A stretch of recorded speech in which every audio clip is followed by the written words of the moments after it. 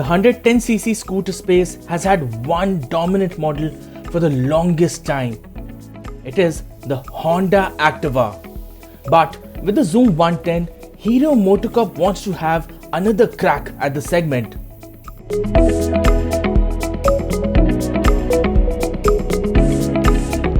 But the Honda Dio is more suited to be a rival of the Hero Xoom 110. The Maestro 110 is already on sale, that's right, but it hasn't fired the way it was supposed to be. And ultimately, the goal is to get solid sales numbers, right? So, is the Hero Xoom 110 up to the task or not? That's what we aim to find out. The experience of riding the Hero Xoom 110 complements its sporty design.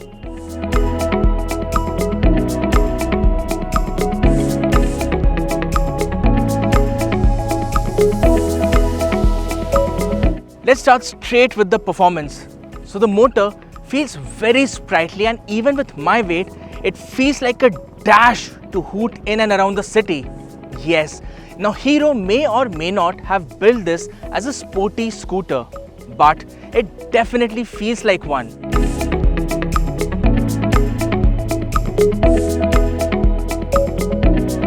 Now, the spring in the step on this scooter is definitely more than any other 110cc scooter. And yes, the pull from low speeds is on the fun side and not on the boring, sedate side. And if you have enough real estate, you can cross 90 km per hour too. The downside is that the engine feels low on refinement, with vibrations setting in early and clearing out as you increase speed. You will ride the Xoom 110 at slower speeds in the city, and the vibration cease only after 60 km per hour or so. Yes, you will have to live with it, but it isn't a deal breaker if you're thinking so. But the scooter redeems itself by being a sweet handling machine. At 109 kg, it is not super light, but it is compact and feels fun to ride around in the city. Filtering through traffic is really easy, and the scooter isn't scared of corners either.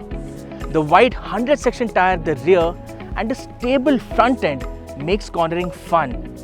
The brakes have decent bite and good progression. So if you want to drop anchor in a jiffy, it's not going to be a problem either.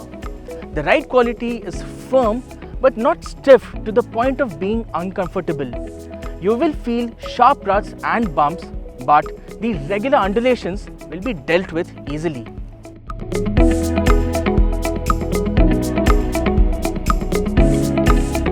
The engine is paired to a regular CVT unit, and it is a frugal motor too. The scooter has an average efficiency of close to 51 km per litre, which isn't far off from the claimed efficiency of 56.5 km per litre. The Xoom does well to offer a range of 260 plus kilometers on a single tank of fuel. And you won't have any problems spending a lot of time on the move with the scooter either. It offers comfy ergonomics with a nicely padded seat that isn't too soft or too hard. Tall riders may find the seat cramped but not uncomfortable, although the space on the footboard is compromised to an extent by the open glove box. Hero has done well to give it a decent list of features too. There's a digital instrument console with Bluetooth connectivity, turn-by-turn navigation and so on, but only on the top spec ZX trim. The important bit is the real-time efficiency that the display shows apart from the usual things. The underseat storage is not the best in class, but can accommodate groceries and books and the likes. No space for a helmet or your bag though. And there's a USB port to charge your mobile phone too.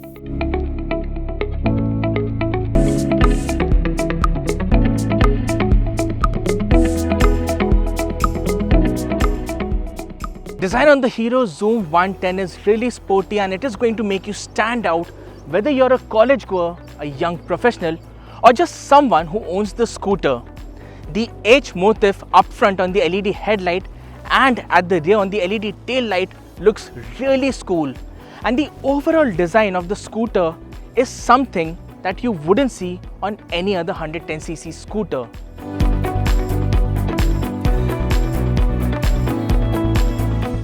The feature that Hero highlights the most on the Xoom 110 are the cornering lights. Yes, it is an industry first feature for any mass market scooter or a motorcycle for that matter. Let's show you how this works.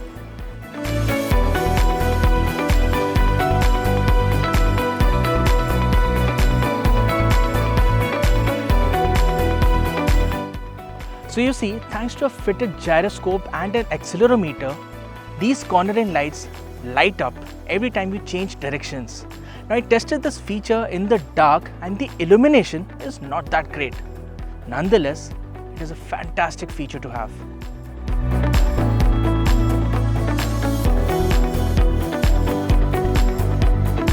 For all the good bits, Hero could have done well to offer more quality on the scooter. The plastic parts are not up to the mark and the finish isn't at par with other scooters in the segment. It is something that some people will care about. The other niggle is the fact that the Xoom 110 misses out on a multi-function key slot and an external fuel filler cap, which is something that may irk you. Hero says that it was done on purpose because adding a fuel filler cap at the rear would have spoiled the sporty lines on the rear section of the scooter. Now, the Xoom 110 gets 3 variants: LX, VX and ZX. The variant we are riding today is the top spec ZX variant.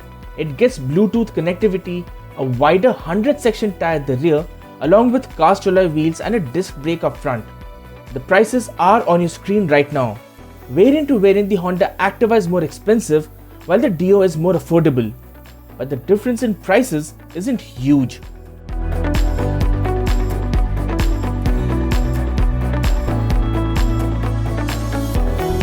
Hero Xoom 110. Well, it is a scooter which delights you and frustrates you in equal measure because it has the potential to be the best in the segment. The performance and the dynamics are really good. Then the design is excellent and there's a ton of features as well. But the engine could have been more refined and the quality better. And then there are misses like the multifunction key slot and the external fuel filler cap.